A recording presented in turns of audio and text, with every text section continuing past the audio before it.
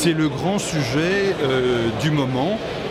Il fallait pour ça que la sécurité privée soit considérée comme responsable, respectable vis-à-vis des pouvoirs publics.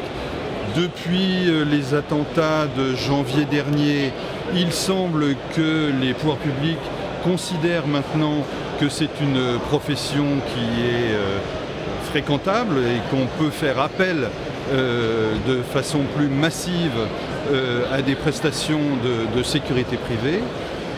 Ce n'était pas le cas avant, il faut le dire.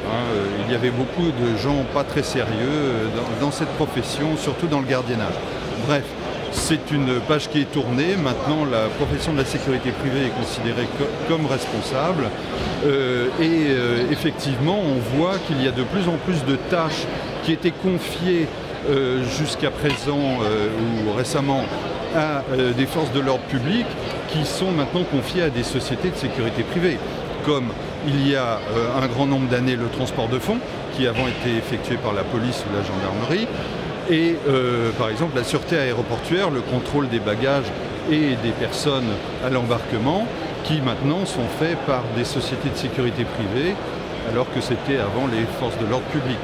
Donc ce genre d'initiative va vraiment se développer dans les prochaines années, et je pense qu'avec les attentats qui se multiplient ou les menaces qui se multiplient, il y aura, c'est un élément qui favorise cette coopération plus étroite avec la sécurité privée.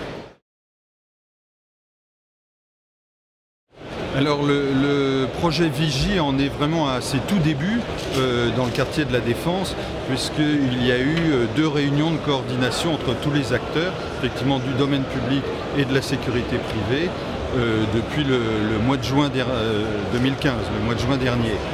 Il est calqué sur le modèle Griffin de la City de Londres, qui a visiblement inspiré le ministère français de l'Intérieur. Et c'est effectivement un test qui se développera certainement dans les mois suivants, notamment à l'occasion des épreuves de l'Euro 2016 qui se déroulent en juin 2016 dans plusieurs villes de France. Et là, il y aura un développement de la coopération entre public et privé.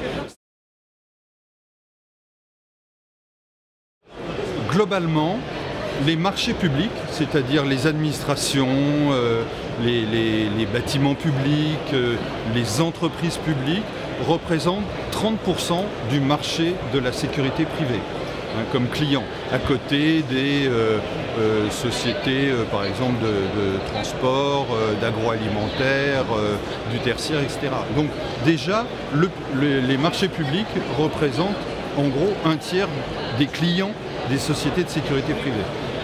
Alors il y a des prestations qui sont faites par des sociétés de sécurité privée, comme par exemple la surveillance d'HLM dans le domaine public.